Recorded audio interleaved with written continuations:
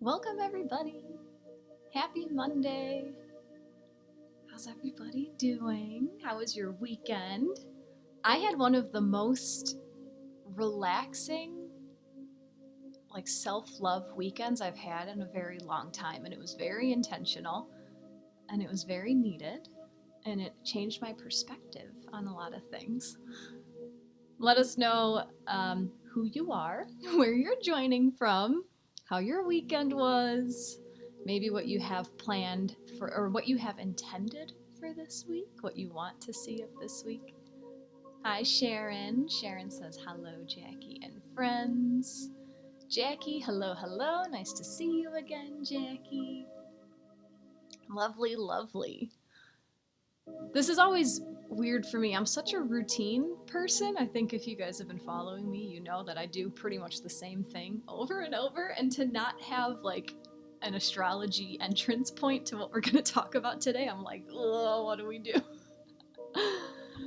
Yes, Jacqui. I met Jacqui in person last Friday. She came over for Reiki, and we recorded a podcast episode, which will be coming out in a few weeks. We have a few in the queue ready to be edited and put out. So if you guys are interested to hear Jacqui Price's take on stepping into the world of Reiki, that's going to be coming out in a few weeks on my podcast. She just took her first Reiki class a little over a month ago. And did you just take level 2 yesterday, Jacqui? Is that what happened? So if you want to follow my podcast, just search for my name on YouTube. That's where it's coming out for now, and it will grow and expand and all that stuff. But right now, just search Jacqui Mancuso on YouTube, and there's a playlist for the podcast to keep it organized. Christine says, greetings, Jacqui and lovely tribe. Nicole loves it. Jacqui says, level 2 was yesterday. It was amazing and so moving. Loved every minute. You went to the same place as the first level. I love it. Yeah, my Reiki teacher, and I guess this does make sense, because now that I hear other people's teachings of Reiki and I hear other people's experiences, my Reiki teacher said, whoever you take level 1 with, just stick with that person all the way through, however far you want to go. There's 4 levels in Reiki. And at the time, my skeptical brain came in and I was like, oh, is that just a way to get all my money? You don't want me to go see anyone else. But then when I hear other students, other Reiki students, describe their experience, every Reiki teacher has their own flavor and they're going to teach it in their way. So if you find a teacher, there's a reason that you connected. Everything happens for a reason. There are no accidents. So yeah, that's just an interesting tidbit that took me some time to understand. Good morning, Bonnie. Very nice to see you. Sending love to you, my dear. So today, guys, we're here for a Q&A session. It's been some time since I've done a Q&A. I did them, I feel like it was when the weather was warm, because I remember doing one of them outside. So it's been at least since summer. My schedule got super crazy and I had to back off on Insight Timer, but there's really nothing going on in the skies for a week, which is a nice little break. So it was actually Bonnie who suggested, she's like, you haven't done a Q&A in a while, maybe that would be a good thing to do. So all right, here I am.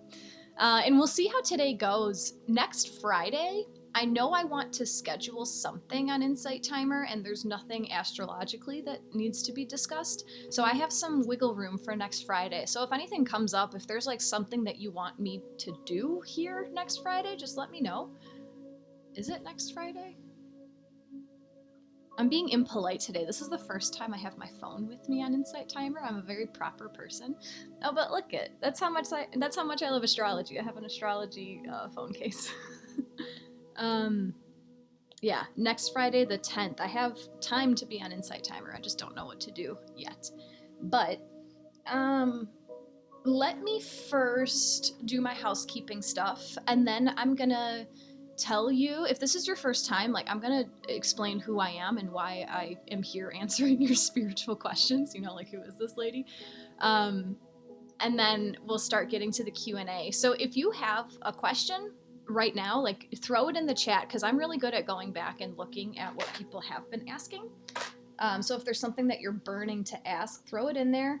And then I try to go chronologically with the questions. So if I miss yours and I'm answering a question that came after yours, just put it back in the chat, please.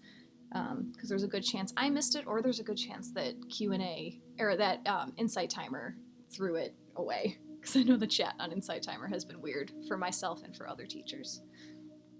So housekeeping stuff really fast. I have a few projects going on right now. I talked about my podcast. My podcast is available on YouTube through my name. Just search Jacqui Mancuso. It is it's a blend of me and my friend Vicky, who is the co-collaborator. We created it together. I'm like the main interviewer and she's the main creative person. So she and I have some episodes, and then a lot of it is me interviewing other people in the spiritual community just to see their perspective on life, their perspective on why things are the way they are. And then also a little bit taboo. I'm going to start getting a little bit, not controversial, but just things that I've picked up that didn't make sense to me throughout the years that I don't really, this isn't the platform to talk about it. So I'm going to talk more about that on the podcast. Just things that don't really add up that have helped me figure out how to live easily, right? So that's that. My women's retreat has been through the ringer, but that is happening next month. It's March 30th. That's a Thursday through Sunday, April 2nd. It has been planned in Kentucky, but the universe said, we don't want you to go to Kentucky. So we're now meeting in Coloma, Michigan. It is the southwest part of Michigan. The house that I found is right on Lake Michigan. So it's going to be a beautiful retreat. And this is a collaborative Aquarius type retreat. So instead of one person organizing, hi Helen, instead of one person organizing all of these radical healing experiences and having it be this like big thing, it's very much laid back, comfortable, breath of fresh air for everyone in Aquarius fashion. So community based, collaborative. So each person who comes, I ask that you just bring something to share with the collective, whether you want to give like a tarot reading for all of us, or if you want to lead a workshop about your psychic skills like Helen's gonna do, or if you want to teach a yoga class for us, or if you'd like to, like if you make your own toothpaste, teach us how to do that stuff. Just anything that has to do with holistic, spiritual, like bettering ourselves. If you want to tell a story about, why you gave up treating yourself poorly and what led you to how you love yourself now, even like the art of storytelling is such a powerful skill. So yeah, that's happening in just about a month, and I would love to have you guys join. So yeah, that's the community that the world, like the universe is going towards the age of Aquarius. The universe is going towards this community-based way of living.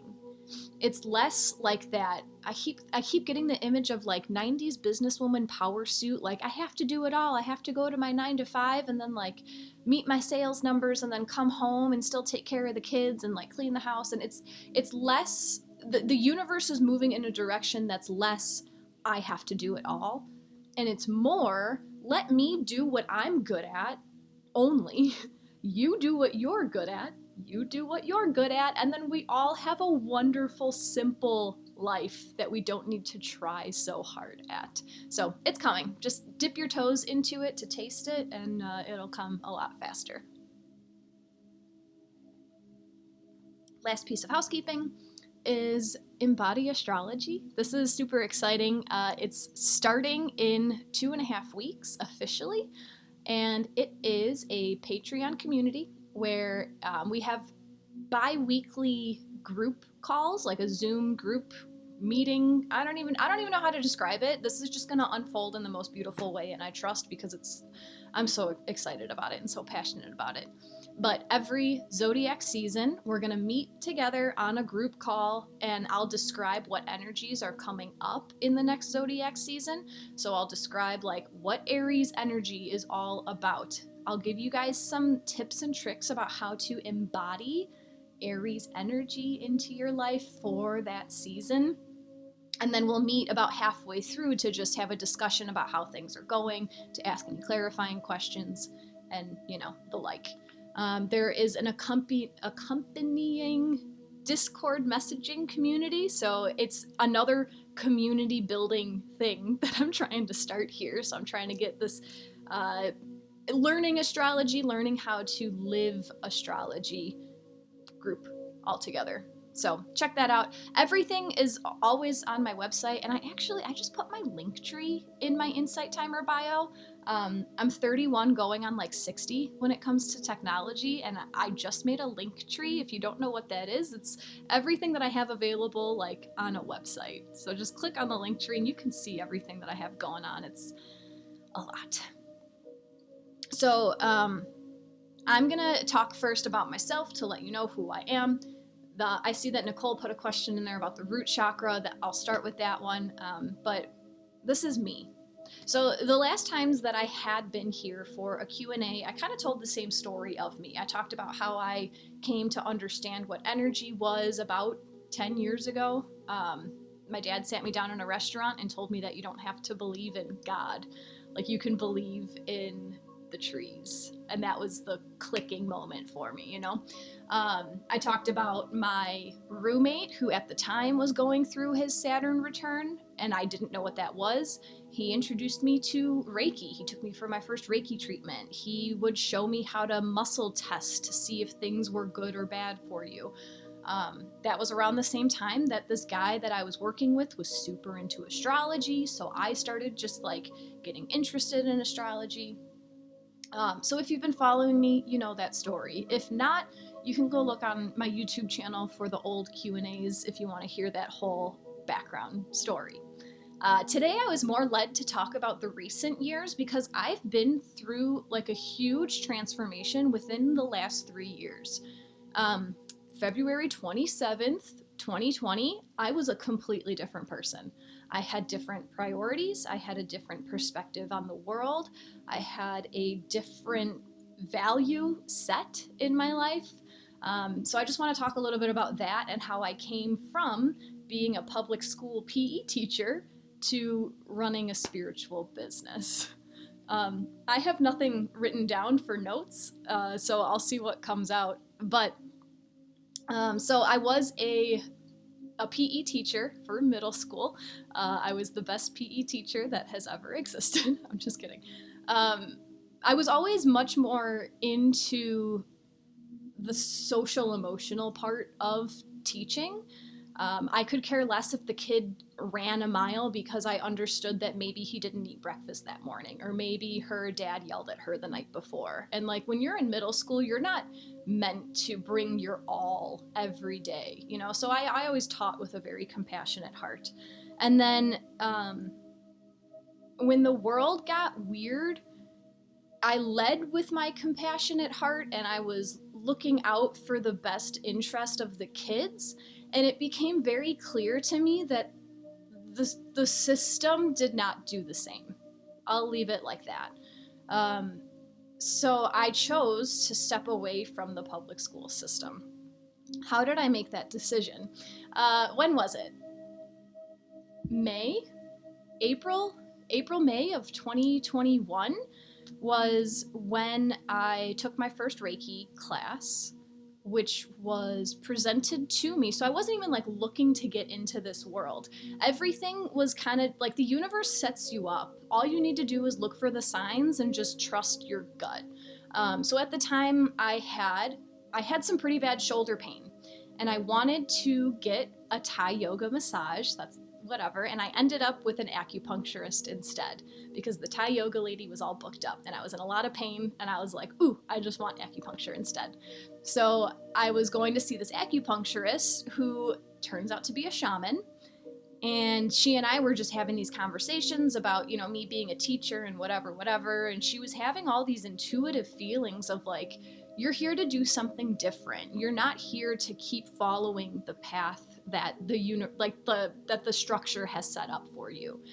She had this really strong just urge to tell me, like, go invent something. Like, you're meant to be here to create something that doesn't exist yet. And she was the first one who said, maybe explore Reiki, like use that as a jumping off point. Early 2021, I started taking Reiki classes. And after my first Reiki class, and I'm not saying this to sound conceited or like whatever, but I walked out of Reiki 1 and I was like, that's it? That's it? And that, for me, that was just a validation that this is meant for me. Like, this makes a lot of sense. This is super easy. It's the same, like when I was in high school, geometry was the same way for me. We would learn a new thing and I'd be like, that's it. We're not going to go any deeper, which maybe that's why I read astrology, because geometry and shapes and angles make sense to me. Where am I going with this? So I got my first Reiki attunement and it just kind of clicked. I was like, this is the way. Like, this is easy for me. This feels good. This is something that I enjoy doing. Like, I like helping people. I'm trying to like, I can't, the last 3 years are such like a jumbled, jorble, whatever. So then I knew, I was like, I'm just going to go all the way. It's affordable, right? I'm a natural born teacher. When I was trying to determine what I wanted to do with my life in high school, I always knew I wanted to be a teacher. And it just took me a second to pick the modality. So when my Reiki teacher explained, Reiki 1 is learning how to do Reiki on yourself. Reiki 2 is learning how to give Reiki to other people. Reiki 3 is when you become a Reiki master. And I don't know other people's experience, but my Reiki 3 lesson was all about just like diving in deeper to what the point of Reiki is, and I learned a whole bunch of new symbols. Reiki 4 is when you become a master teacher, and then you're given the skills to teach Reiki to others. So I knew right away, like boom, boom, boom, boom, I'm going to sign up for all of them, and I did. And every time I went, it just felt like I was taking the next step, taking the next step, taking the next step. And as I was doing all this, I started incorporating a daily meditation practice. And while it's not, it wasn't daily, that compassion that I have for everyone else in the world, I was learning how to turn that inward and have compassion for myself. So even if, I wanted to meditate 7 days a week, if I got 3 days in that week, cool, 3 is more than 0, So I was learning how to detach from the external and love the internal, understand the internal. Still working on it, right? Like, that's something I'm going to be working on for the rest of my life. So when I quit my job, I knew I had this Reiki skill to fall back on. I knew I had this astrology reading skill to fall back on. I knew I had this tarot reading skill to fall back on. And other than that, I was like, I don't know. So I threw it out to the universe. I literally just trusted the universe, and I started my business. And it's been going from there. It's all just trusting and asking for guidance and listening to the signs.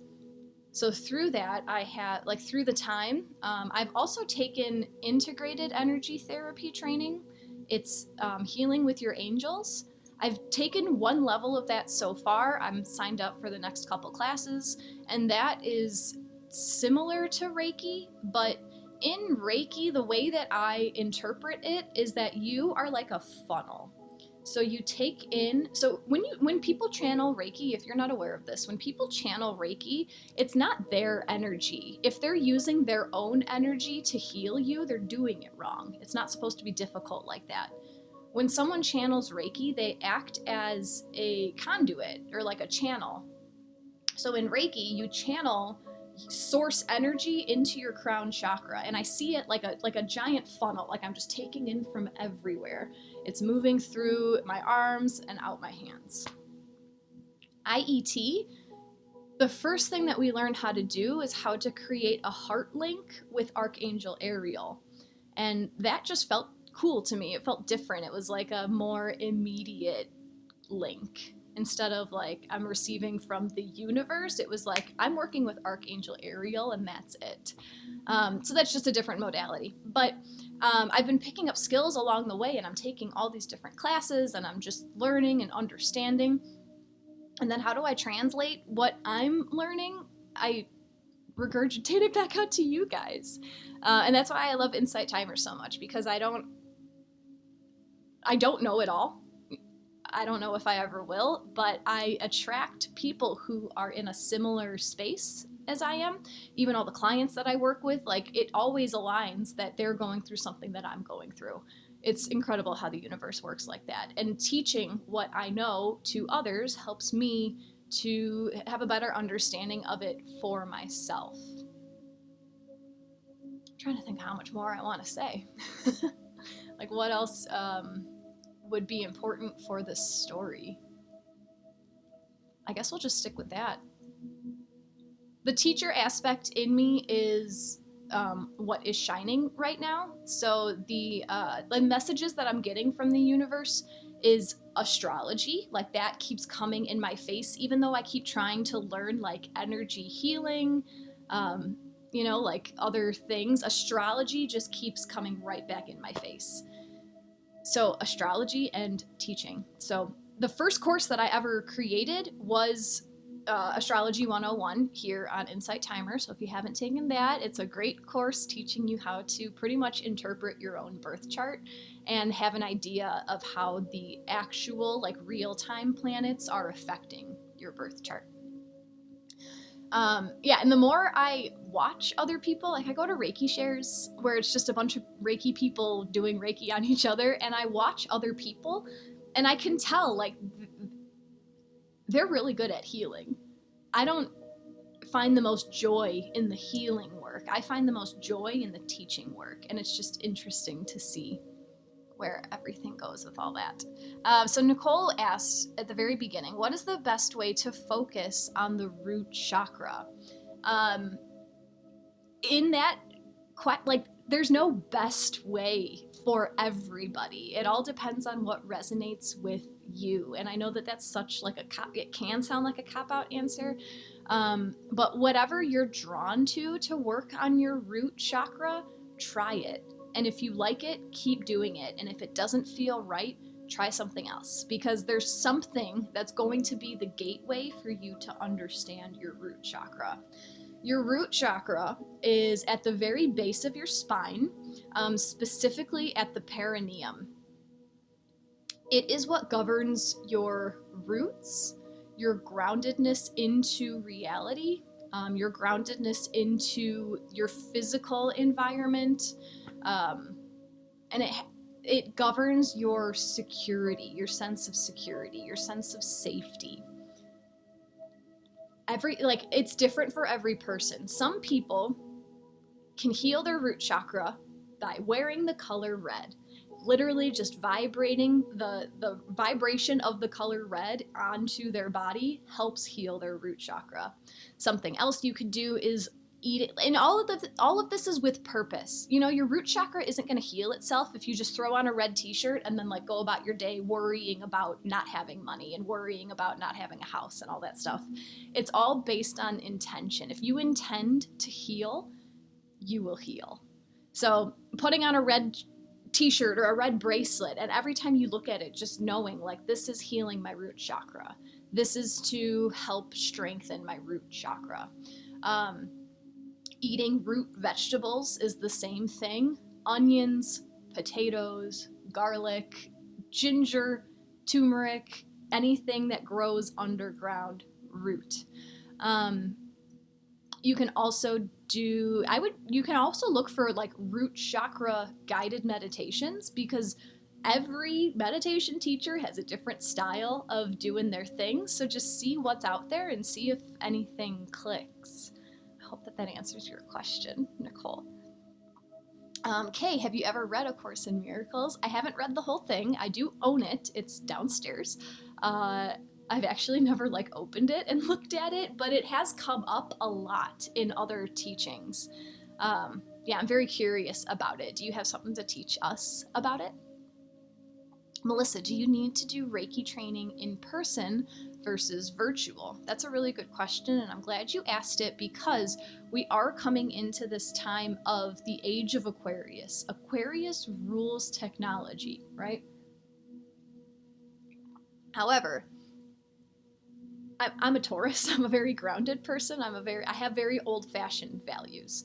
So the in-person for me is above all. However, if it's not available to you, or if there is a Reiki teacher who is offering online that you resonate with, follow whatever feels right to you. I'm going to say something about that last sentence that I just said, and then I'll go back to that Reiki question. Follow whatever feels right to you.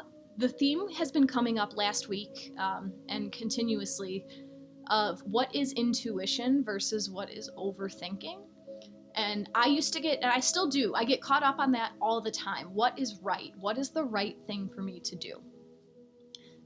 I'm going to clue you in. There's no right or wrong way to do life. There's no best way, worst way. No matter what path you take, you're still going to end up at your destination. It just depends on how you're going to get there. So when these things first come up, I recommend noticing what the first gut reaction is, what your first thought is. If you see an online Reiki class and you're like, that could be cool, but then you start to overthink it and like, ooh, what if it's not as good? What if blah, blah, blah? What if? F the what if, and do what your intuition first led you to. That will always lead you in the right direction. That's what makes life seem easy. That's what makes life seem easy, is when you just follow what you know and stop getting in your mind. But virtual Reiki, I've never experienced it, so I don't have a good opinion of it. I did all my Reiki in person. I do know someone who has done online Reiki, and for them it seems like it worked. The attunement process is the thing that feels different to me, and I don't know if it's, if it works or not because I've never done it. But this person did say that when they received their virtual attunement, it did feel like they received a virtual attunement. It wasn't just bleh. Reiki does work with the energetic grid that connects everyone. That's why we're able to send distance Reiki out to anywhere, any place, any time. Like time and space are made up dimensions. So it can work. If it resonates, try it out. If not, probably not. When did you get into tarot, says Fiorella, and how would you describe the connection between tarot and astrology? I got into tarot maybe like 4 years ago. It was before the world got weird. And it was actually astrology that helped me understand what tarot meant. It was my understanding of the elements of astrology, water, air, fire, and earth, that helped me understand the suits of tarot. Cups are water, swords are air, pentacles are earth, and wands are fire. That was the first click. Okay, this is starting to make sense. Additionally, the major arcana are represented either by a zodiac sign or by a planet, for the most part. I'm trying to think if I'm forgetting something. But that helps me as well. If I pull the Emperor card, I'm just like, okay, Aries energy, and what else can I get out of this? If I pull the Star card, okay, Aquarius energy, what else can I get out of this? So that's how I was able to bridge the two, and it's helped so much. There's no one right way to do this spiritual thing, and I feel like it's impossible to have one modality. They all blend, they all intertwine, everything is related to everything else. Once you understand one, it's easier to pick up on others. So that's my tarot story. Ginger says, I'm really enjoying your 101 course. Thanks for taking it, Ginger. That's nice to hear. Deanne, how to read your natal chart without the exact time of birth. This is possible, it's just not as detailed. And there's a reason. If you don't know your time of birth, there's a reason why the universe doesn't want you to see the exact chart, right? I don't know what the reason is, but, you know. If you don't know the exact time of your birth, your natal chart will give you where the planets were in the sky in regards to which zodiac constellation they were in. It will also show you how the planets aspect each other, so what angles they're coming at each other. It will not give you which house the planets are living in. So you can still get a really good amount of information about a natal chart without knowing the time of birth. I hope that answers your question. You can still read it the same way. You can still see the sun is in Pisces, the moon is in Aries, Mercury is in whatever. And you can still see, like, okay, Jupiter is trine Mars and all those things. And you still get a good picture. By not having the houses, you're just missing what area of your life is most highlighted by that planet. But if it's your natal chart, I'm wondering, because, I know my time of birth, so I don't know what it's like to not know it, but I would assume that if you're in tune with astrology, and if you are, like, aware of your own life, like living from your soul and not living from anxiety, you might be able to actually figure it out, or, like, take your best guess. So that's a fun thing.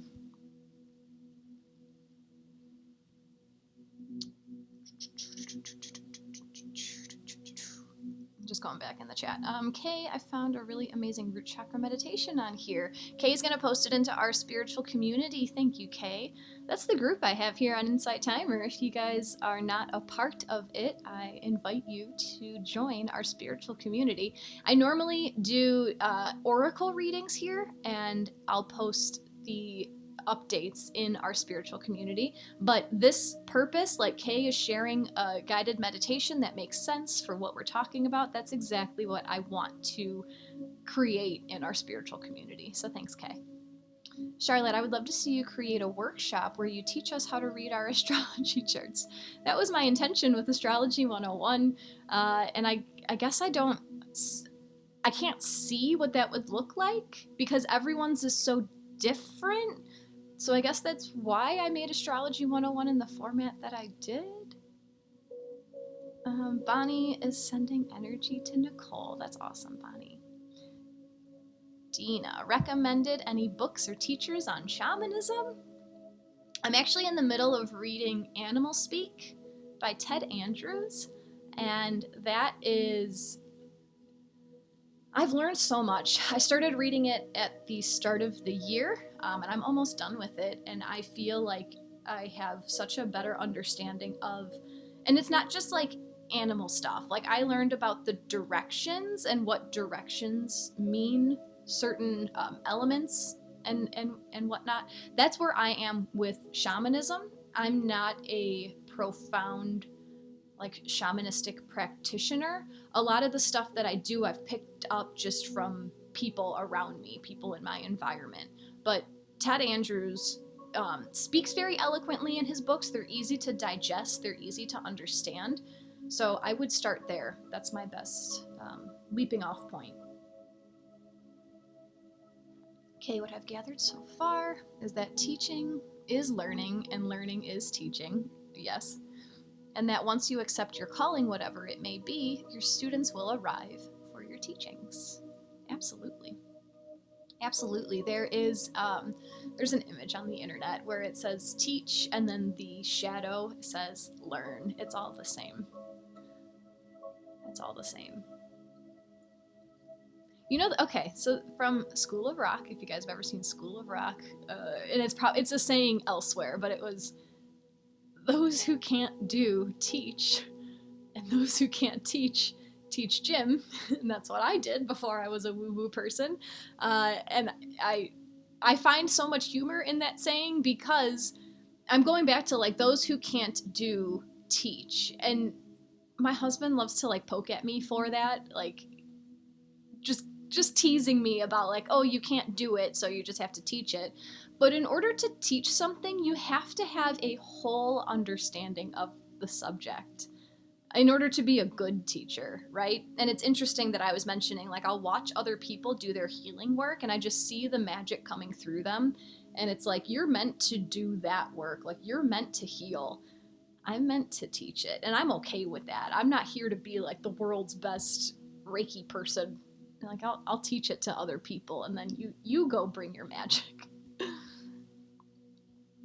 Thank you for bringing that up, Christine, too. You can go outside, stand barefoot on the earth, hug a tree. Yeah, just touch your skin to nature in any way. Bonnie says there's a cool class. This is for Dina regarding shamanism. There's a cool class by Sufani Garza. Thank you. Place of Bliss Academy. Thank you. You are welcome, Fiorella, about tarot and astrology. Deanne, you are welcome. Are we out of questions already? What else can I blab about?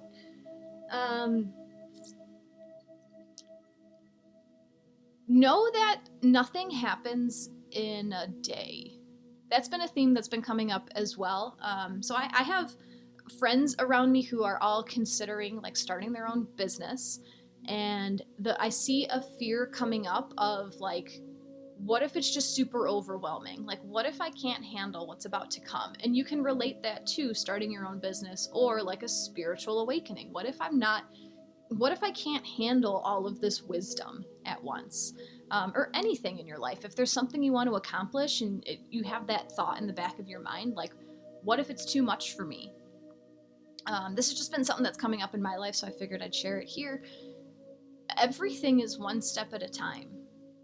And you always have the free will to change whatever is happening. So if you start down a path and then you realize that it's not going in the direction that you hoped it would, make a change for one day and watch it go the other way. Because that was something that, you know, when I first started this business, like, well, what if I'm overwhelmed? Because I'm lazy. I'm complete, like, I own it. I don't like working 8 hours a day. I don't like working 5 hours a day. I like, when I have energy, I choose to do work because it's not constant for me. Like, I need to fill myself up before I have something to give to others. So one of my fears when I first started doing all of this was like, what if I have clients from 8 a.m. to 5 p.m.? Like, I don't want that. And that's a valid fear, you know, because if I didn't structure my life the way that I wanted my life to be, I would have fallen into that. If I didn't place value on my energy over valuing, you know, like my clients or whatever, I would have fallen into that. There's plenty of times where someone reaches out and they're like, hey, I can't wait to do this reading. Like, how soon can we schedule it? And I have to say, like, next week, you know, maybe 2 weeks from now. I need the time. I can't give you the best version of me right now. So those skills, like, if there's anything that is daunting to you, like you're afraid of success, that's a weird one. That's something that I've been working on, being afraid of success. Just trust that everything happens one step at a time, and all you need to focus on is right here and right now. I see some more questions coming through. I do want to mention, if you're enjoying today's Q&A, if this is helping you, if you'd like to offer an energy exchange in the form of a donation, they're always appreciated, but never expected. And if you haven't followed me on Insight Timer, follow me too. Maybe I'll do more of these. Let's see what else you guys are talking about. You have to master the subject in order to teach it. No way around it in my book. Yeah, I agree, Fiorella. Bonnie, there are effective, innate teachers and some who just know stuff but haven't connected with how to impart that knowledge. I agree, Bonnie. Get in touch with what you desire. It will find you, Helen. Yes. Ginger, great question. What is the impact of your rising sign in your personality? I have many opinions on the rising sign, and I don't think I've fully settled on the right definition for me, but the rising sign is, so what's actually happening when you are assigned your rising sign is the moment that you're born. It's the actual constellation that is rising on the Eastern Hemisphere at that time. The rising sign is the first horizontal line that starts your house placement in your natal chart. So the rising sign sets up your first house of personality, ego, appearance, like personal appearance, sense of self. So I guess let me just speak from personal experience, personal stuff. I am a rising Aquarius, and I feel more Aquarian, Uranus weirdo than I do Taurus. Because, I'm a Taurus sun, but like I know I'm grounded and simple and basic like a Taurus, but I feel more Aquarian. I feel more humanitarian. I'm going to do it my rebel way. It's said that the rising sign is how others see you upon first impression, but that gets tricky because some people are more intuitive than others. When I meet someone, I will. Oh, no sound.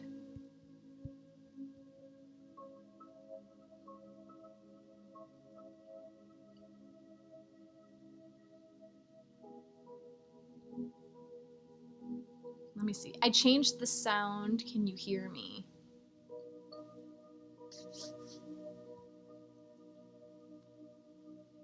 Not hearing.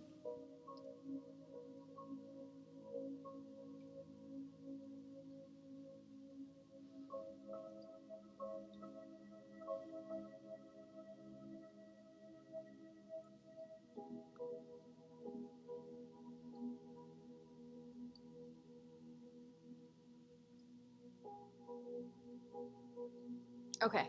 I changed the sound. Can you hear me now?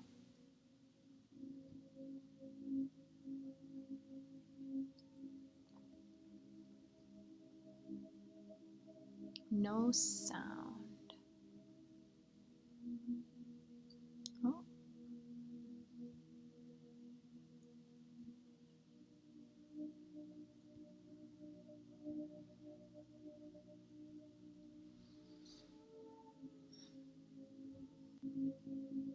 All right. What about now?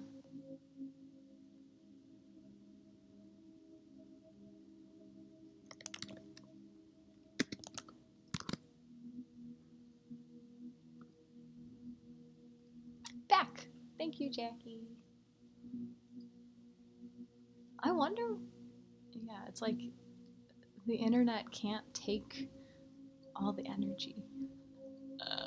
Okay, Alice, thank you. I have to backtrack. So the rising sign. Oh man, you guys missed a lot. Sorry, the chat is slow, right? Okay, so the rising sign is designated by the sign that is actually rising on the Eastern Hemisphere at the time of your birth. That is represented by the left horizontal line in your natal chart, which sets up the whole house system. It sets up the first house. So your first house of personality, ego, sense of self, and appearance is ruled by your rising sign. So your personality has the flavor of your rising sign. Your appearance has the flavor of your rising sign. This is why so many people can look so similar. They're probably the same rising sign. My husband and I are both rising Aquarius, and I think we're obviously two different people, like different nationalities, but I think we have a lot of traits that are similar, which makes me really excited to see how our kids turn out, because we look alike, so they'll be like normal. But yeah, I don't know if you heard my whole tangent. It's weird because I had to change the microphone to get it to work again, and I'm worried about going back. But yeah, the rising sign can also be how people perceive you upon first meeting you, before they actually get to know you. And that's where I have some opinions, I guess, because, and it's because I understand astrology. It's because I know what to look for, and I'll meet someone and right away I'll be like, oh, they're probably a rising Scorpio, but I feel a lot of like, I don't know, Leo energy from them. So it's interesting. Someone who does not understand astrology would probably meet me and just be like, there's something weird about that girl. There's something different. And I don't know what it is. And that's just because I'm like broadcasting this Aquarius energy until you get to know me and you understand why I am the way I am. I hope that helps. Let me try to go back in the chat and see.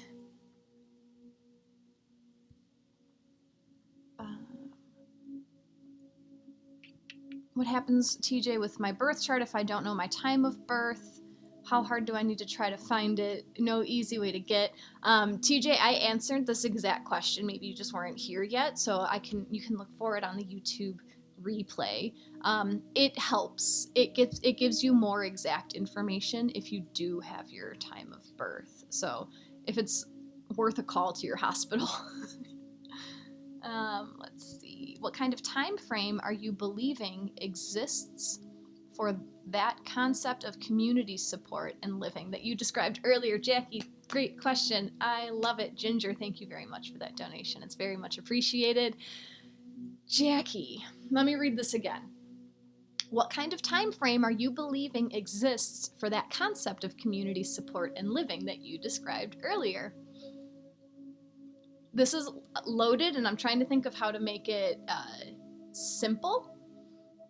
We create our own reality. That's the base understanding that is behind pretty much everything I talk about. We create our own reality. There have been things that I have been waiting for, that I've heard about in astrology, that I've heard about in the people that I follow on podcasts and whatnot. I've been hearing about things that are coming, blessings that are coming. And there was a time where I was sitting back and waiting to receive this, whatever I wanted, right? Let's say this age of Aquarius. We create our own reality. If you want that community aspect in your life, it starts when you tap into it. It starts when you start getting involved in your community. Everyone else in the world, as much as we think that they impact us, everyone else in the world only impacts our lives if we allow them to. I could give like two shits about what's going on outside of my household. It doesn't impact me because I choose to not let it impact me. In ways, like I'm watching what's happening in the external world and I'm choosing to create the life that I desire. I'm watching all the fear being spread around, like, oh, be afraid of this balloon and be afraid of this chemical spill and be afraid of this and this. And instead of saying like, oh my God, the world's going crazy, what am I doing? I'm learning how to garden. I'm learning how to tap into my own inner peace. I'm learning how to make my own cleaning products and like hygiene products, so I don't need to participate in what's going on out there. So a little bit of a rant, but I hope you understand the purpose of me saying that. Like, all of this starts when you decide it starts. I want community living, so what am I doing? I'm creating a community here on Insight Timer. I'm creating a community on Patreon for Embody Astrology. I'm creating an Aquarius-style women's retreat. So when you want it, and I'm not saying you have to change the world in order to see what you want, but just baby steps, like being part of a 4-H club. That's a baby step to seeing this like community collaborative. Does that make sense? The chat is jumping. I might need to, okay, cool.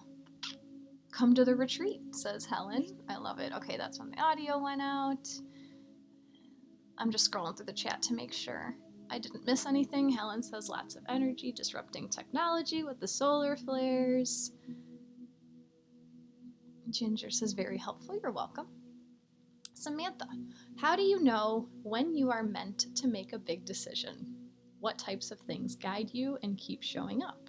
I'm looking to move and can't decide where. All right, Christine, I'm going to try to change the audio and let me know if you can hear me.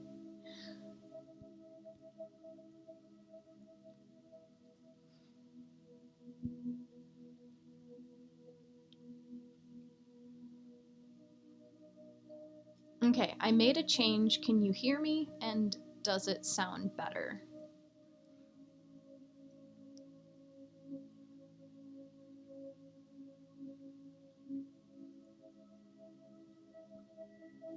I'll wait to see. Can hear you and it's not any different. 1 second.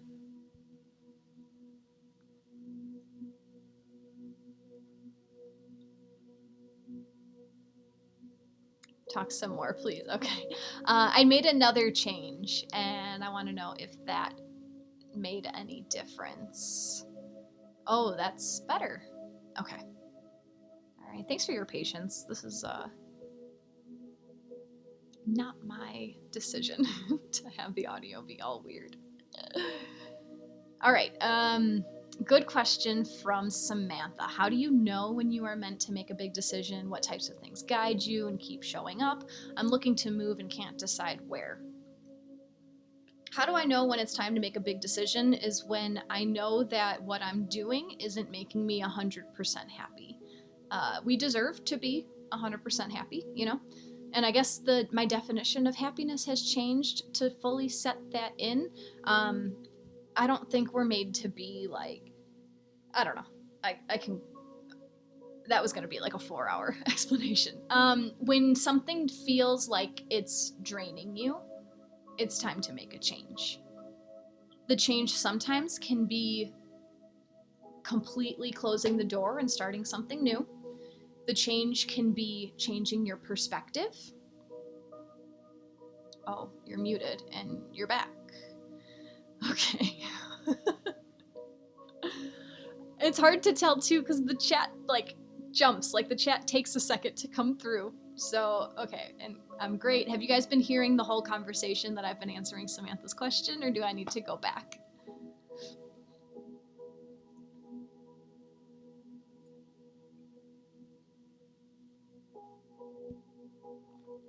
Let me see.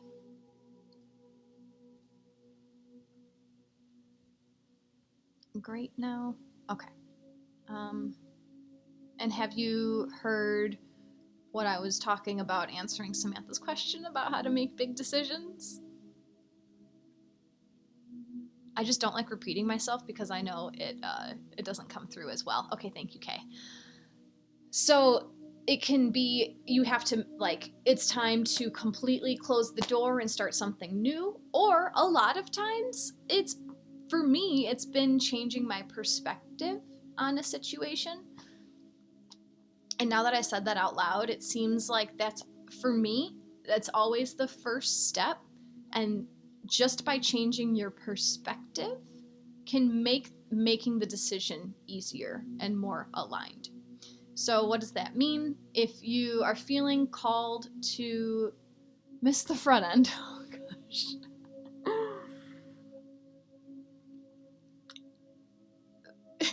This will be on YouTube. I don't remember what I said, and it was very flowing. It'll be on YouTube if you want to re-listen. We're at 54-ish minutes right now. What was I saying? Oh, changing your perspective. If you want to move, it's really easy to focus on all the things that you don't like about your current situation, because those are the signs, those are the signals that are telling you that something needs to change. So it's much more beneficial to think about what it is that you enjoy about what you have right now, and also like what you desire for the future. Thinking about what we don't want constricts our energy, and it holds us back, and it keeps us low, and it keeps us like quiet. Thinking about what you enjoy that you have now opens you up. Dreaming about potentials in the future without like the graspiness. How do I say that? Without like the greediness. Like just dreaming into your future can expand you as well. Like, oh, I see if I make this step today, this is what's coming. You know, and it's not like I have to have this right now in order to be happy. No, like I'm very happy with what we have going on right now. These are, you know, these are the things that I don't like. It's okay to define what you don't like to get an understanding on it. But my advice is once you figure out what you don't like, cool, focus on what it is that you do enjoy. Because if you keep focusing on the negative, you're going to draw yourself down to the negative. So other ways, especially with like where to live, because it's hard to settle on those things, step away from it for some time.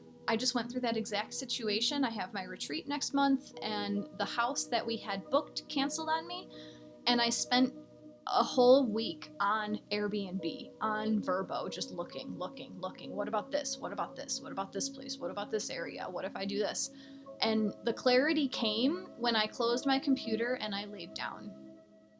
That's what happened. I think I took like the whole weekend off, and then I came back to it fresh on Monday, and boom, there it is. Okay, that's where I'm supposed to go. So, yeah, give it time. There is no rush. Why do we feel rushed? Why do we feel rushed? There's so much to enjoy right now.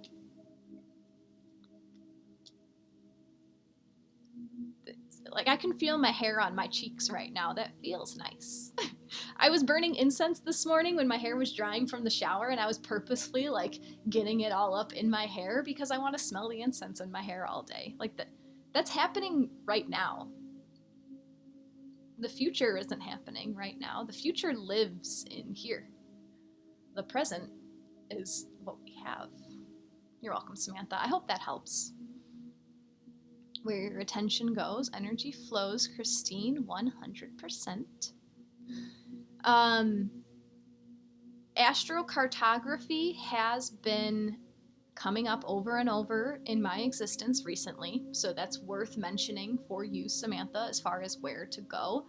Astrocartography, you do need to know your exact birth details, I think. I'm not versed on astrocartography, but on astro.com, I'm pretty sure that's the website I used, and you can click on a line that like goes through a certain part of the world, and it'll give you an explanation of what type of energy you can expect to find in that type of, or in that part of the world.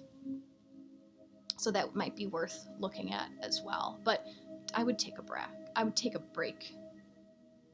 Astrocartography. It shows you the world map, and I don't know how it works. I'm not gonna lie, I don't know how it works, but on the top of the map, you'll see all the planets, and then there are lines that go down through different parts of the world. So I think like right now I live on a Venus, like I live near my Venus line. So the Venus themes of like love, money, harmony, like that's here for me right now. I have a lot of lines in like Northwest Nevada, so that's on my bucket list to go there and just see what that means. You know what? I'm joking. I think it's my Saturn line that I live on right now. So it's about responsibility, like just doing what you need to do, going to the grind, limiting yourself, and that's what I've been experiencing my whole life because I've lived here my whole life. Yeah, and over in Northwest Nevada, there's like Jupiter, there's Venus, there's Mars, there's like North Node. It's a whole bunch of energy right there. So yeah, it's worth looking into just to see, if anything. I'm glad you said take a break. Take a break. Alice, I look at everything as a to-do list and boxes that need to be checked off.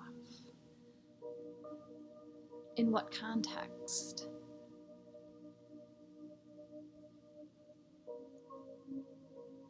Helen, there is info written on it, and practicing astrologers who read that. Absolutely. Oh, Paris break, because that's what I need to do. Yeah.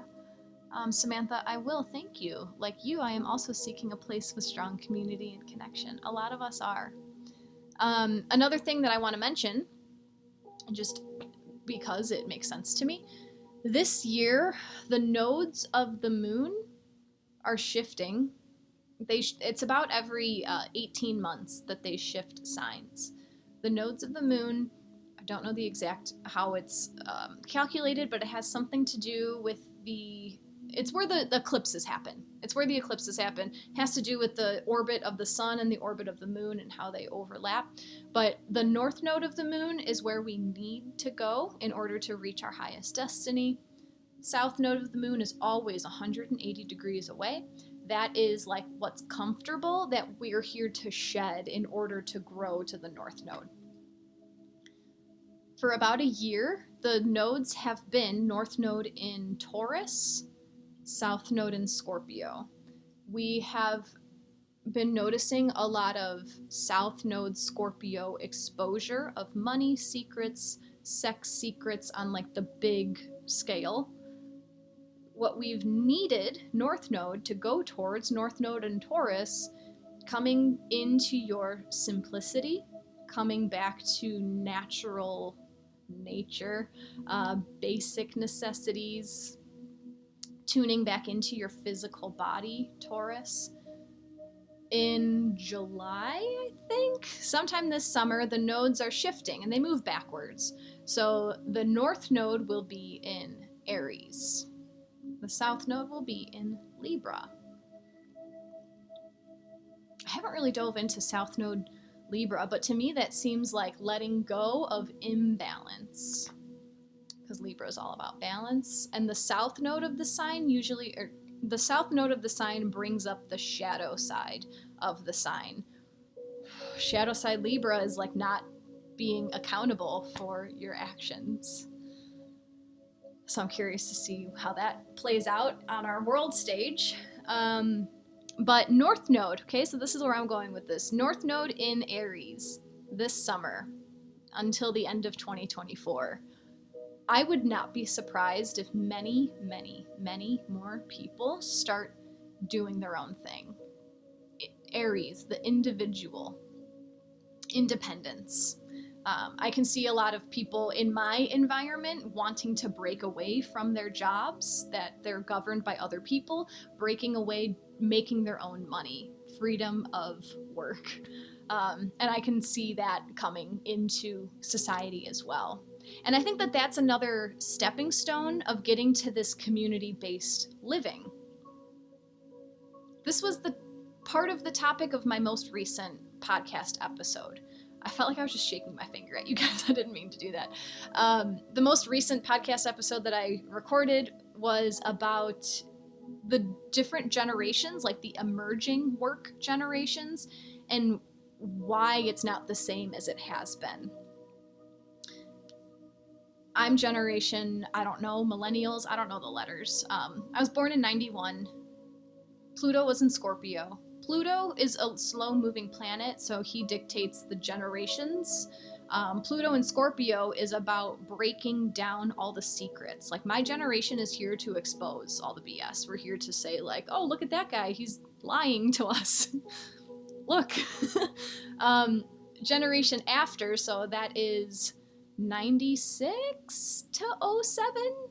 I'm taking a guess at that. That is the generation of Pluto in Sagittarius, breaking down what limits us. Sagittarius they're ruled by Jupiter. They want to expand. They want to be big. They want to go. They want to see. They want to do all over.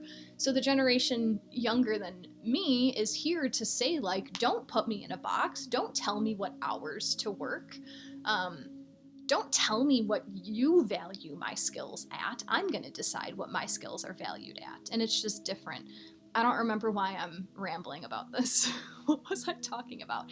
North Node and Aries. So how are we going to bring this community in if everyone's starting their own business?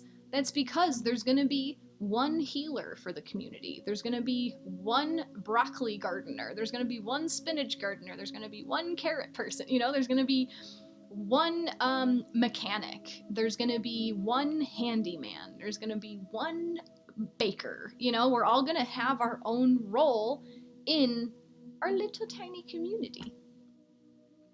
If that's what you want. And I don't mean to preach and say like this is how it's going to be. This is how I see the world evolving to its highest potential. There is the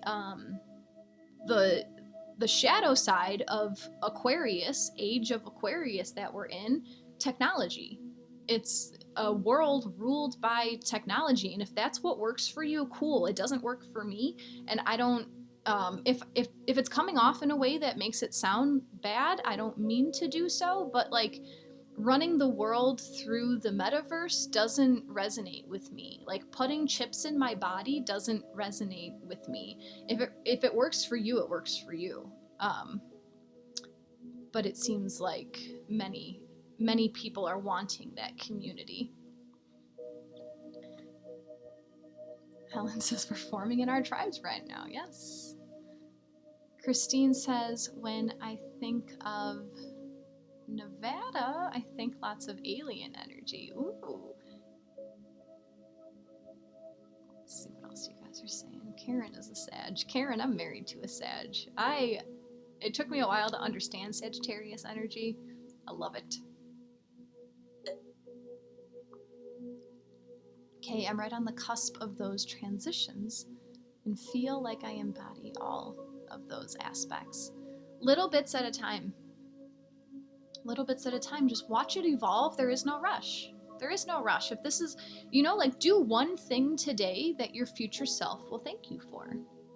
One thing. In 24 hours, you can do one thing and that you're making progress.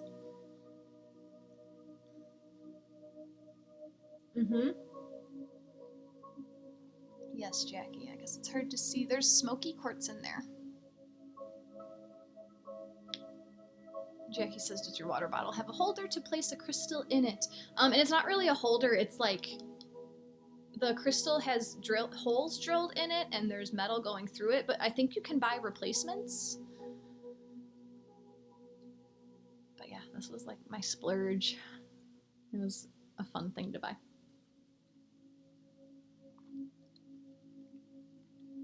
We are in, if you guys have more questions, feel free to throw them in the chat.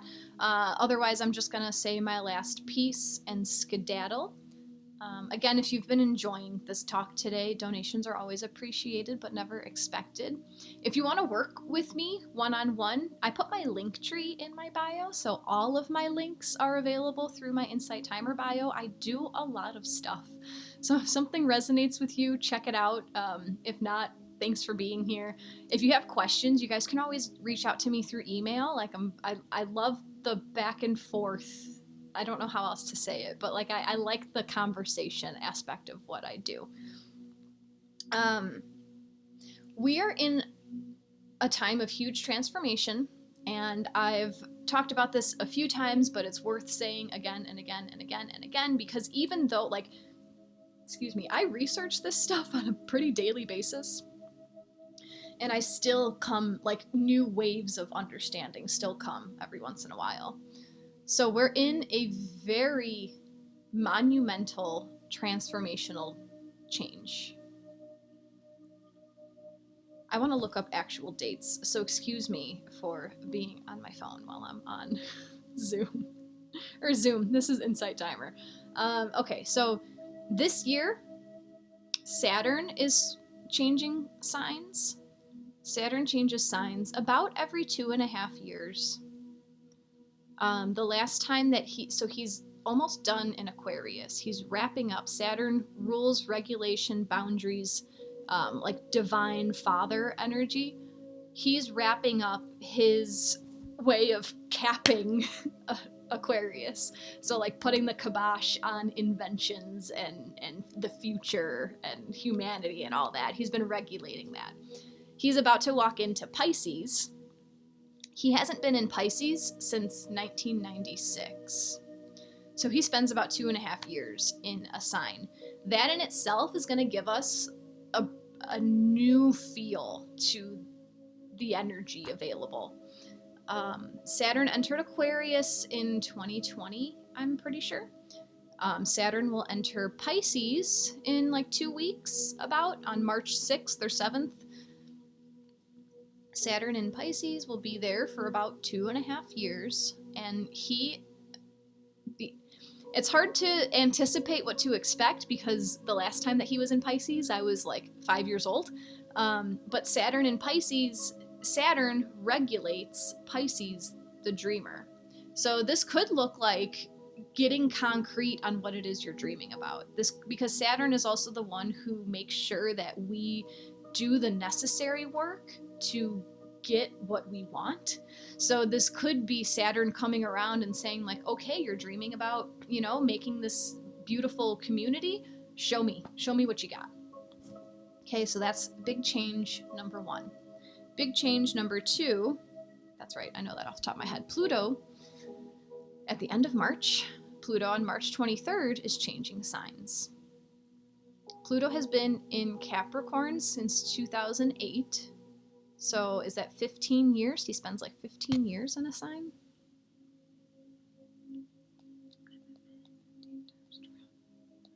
Is that right? No. Longer. I don't know, math. But he's been in Capricorn since 2008. So that's a really long time of Pluto, the destroyer. Pluto brings power. Pluto has been destroying and simultaneously bringing power to Capricorn themes of governmental structures, top-down authority. So I want more words. I'm waiting for more words to come. But Pluto has been exposing some of the nasty parts of how our world is structured. But has also been giving some power to those people. Like it started with the crash, the 2008 crash, and then I don't follow that kind of stuff, so I don't know where the power comes in, but there's extra added power. Pluto moves into Aquarius in March 23rd. The last time that Pluto was in Aquarius was shortly after the signing of the Declaration of Independence. The US, the country of the US, has just gone through their first Pluto return, the first time that Pluto has returned to where he was when the country was born. Astrologers considered the time that the country was born was when the Declaration of Independence was signed. So if this is not, just to help you appreciate the monumental shift of energy, Pluto hasn't been in Aquarius since like 1780 or something like that. Pluto, power to Aquarius, the people, power to the people. That's where more of this energy is coming forth for this community, Age of Aquarius type feel. In Aquarius, Pluto can start to break down technology. So maybe this is why my sound keeps going out and like video gets wonky and the chat's all weird, and like we were talking last week about like our TVs are changing channels and stuff. So like maybe Pluto is already showing you like, oop, this is how I'm going to break down technology and all that stuff. Exposing things that have to do with technology. Pluto rules the future. So maybe like showing a side of what we imagined for the future. It's hard to say. All I know is it's a monumental shift, okay? Then in 2025, Neptune changes signs. And I'm going to look this up really quick. Neptune in Aries. When was the last time that Neptune was in Aries? Neptune takes about 165 years to transit. So 2025 minus 165 is 1860. So Neptune is going to change signs in 2025. He'll walk into Aries for the first time since 1860. It's just like a monumental shift. Like this doesn't happen all the time. Neptune has been in Pisces since 2011. So, long energy ending in 2025. Neptune, we can dive into the exact meaning, just understand that that's another monumental shift. And then in 2026, Uranus leaves Taurus into Gemini. And let's see, the last time.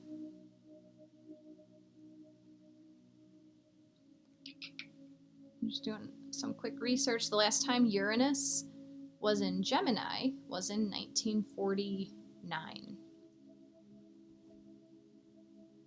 So it's been a long time. Like, these planets don't change signs very often, and we get one in. So Pluto is entering Aquarius, but then he retrogrades back into Capricorn, and then fully goes into Aquarius at the end of 24. So Saturn is changing signs in 2023. That's a big thing. He hasn't been there for 30 years. Then the next year, Pluto changes signs. It's been like 250 years since he's been where he is. Then 2025, Neptune changes signs since the 165 years is, and then Uranus changes signs, and it's been since the 1940s. So like shift after shift after shift after shift, things are going to look completely different in 2026 than they do now. And with everything in our existence, we can choose to lean into fear and worry and anxiety, or we can choose to lean into excitement and adventure and curiosity and wonder and trust, I have a very positive outlook on the future, and that's because I've decided that I want to live in a world that is positive, and it's that easy.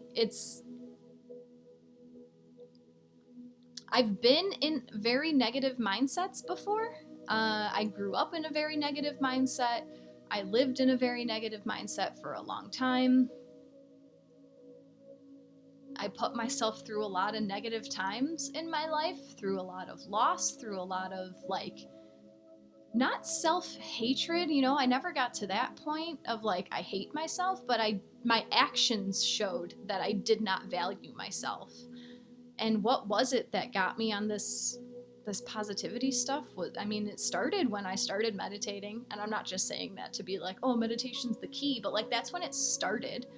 When did it continue? Another big shift of me coming into this positive mindset was when I was in the most emotionally difficult job of my life. I was teaching in essentially an inner city school, very similar problems to an inner city. I don't even know what inner city means. I was teaching kids that had terrible, terrible home lives. And it was just difficult. It's difficult to love someone who doesn't know how to love themselves. And at that time, I don't even remember how this came about, but I knew I had to shift my mindset, and I knew that I had to start a gratitude journal, and I would just write about the most basic things, and that started to turn the wheels. And as that started to turn the wheels, the parts of my life that I had created out of the energy that I was living, they all started to fall away. It wasn't easy all the time, but it did end up to be the better. Habits that I had, they came to a T, they came to show themselves. It got intense, but that's your shadow side showing you, playing all of the cards before it has nothing left to give. It's the final battle. So if things seem to be ramping up in your life,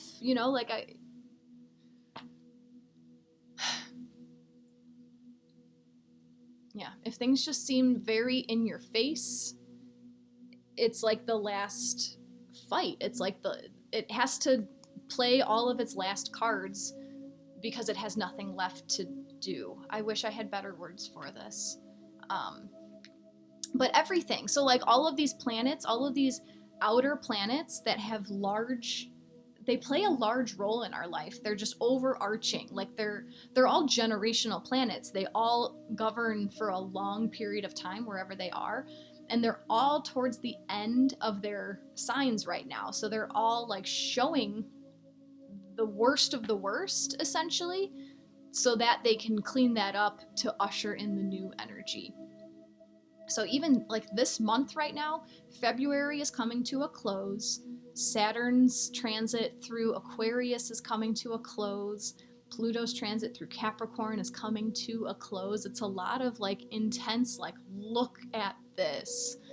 But it's just like the weak part of the energy trying to show you what it's got.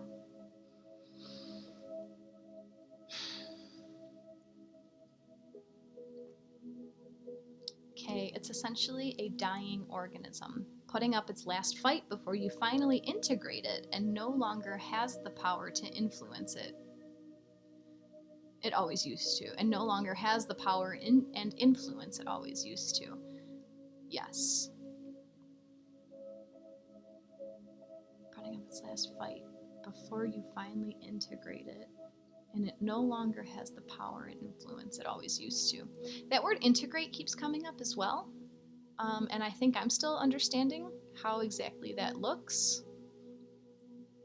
It's like once you work through the shadow, you then integrate the shadow into yourself instead of letting it go. Wish I had more to say about that right now, but I don't. This has been great. I feel like I can talk here for hours, but thank you guys for being here. Thank you for bringing your questions. Thank you for sharing your insights. Thank you for just hanging out and sharing your energy. It's been beautiful. When will I be back? I will be back on Wednesday. That's right. Wednesday, I know we're talking about Venus conjunct Jupiter. And is there something else going on? Oh, and Mercury enters Pisces. So that's what we'll talk about on Wednesday at 8:15 Central Time, just like all my other sessions.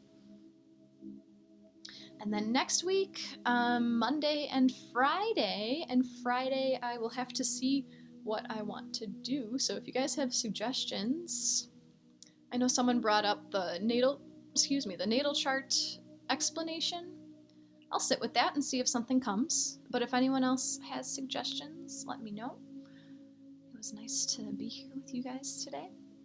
The replay of all of my Insight Timer sessions always go up on my YouTube channel. You can find me on YouTube searching my name, Jacqui Mancuso.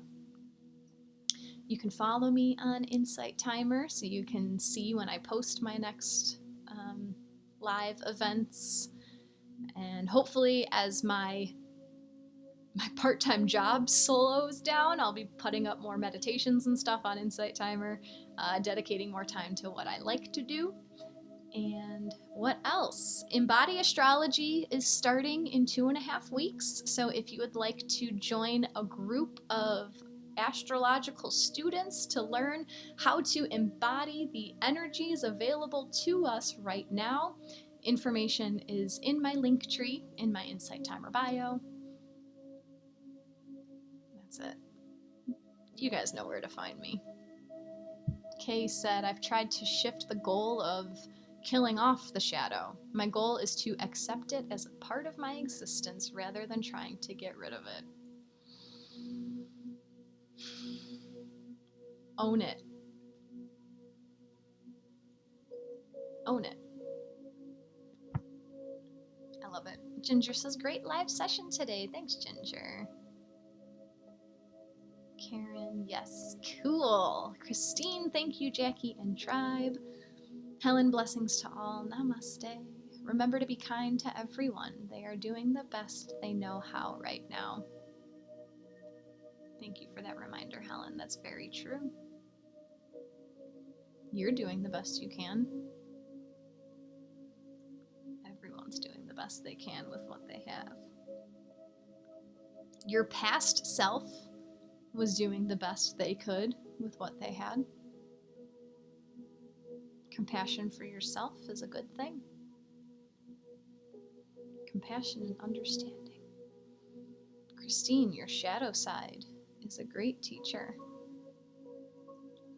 Yeah, it's like your shadow, like the actions that unconsciously come from your shadow is just like the immature way to handle yourself. I'm trying to think of what I mean by that. Maybe I can sit with that and share it next time. But like your shadow is the part of yourself that you are not excited to look at. That's why it's a shadow. It's hard to see. It needs to be discovered in order to understand it.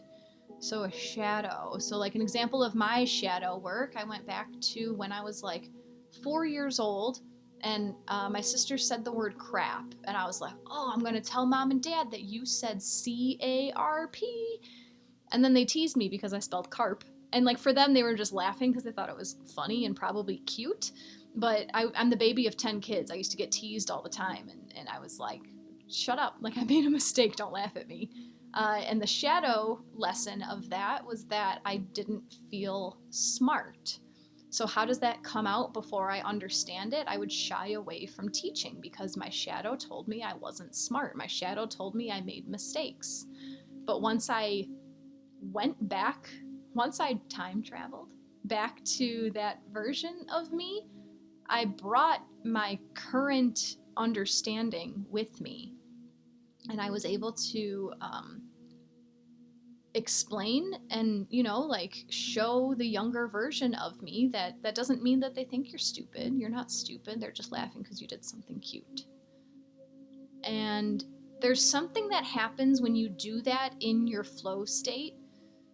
Like it's one thing to consciously think back to those memories. It's completely different if you do it through a meditation or through a journaling practice. You're in a different state of mind. You're in a more receptive state of mind, and the things stick easier because you're going under your conscious. You're going subconscious level. So, I mean, I can rethink things that have happened that have, that I still hang on to. And I can explain to myself awake that there's no reason to feel like that. But it's so much different when you allow yourself to like go there and make it okay. Thank you, Karen. All right, guys. Namaste. Thank you for being here. The light in me truly honors the light in you. I will see you guys very soon.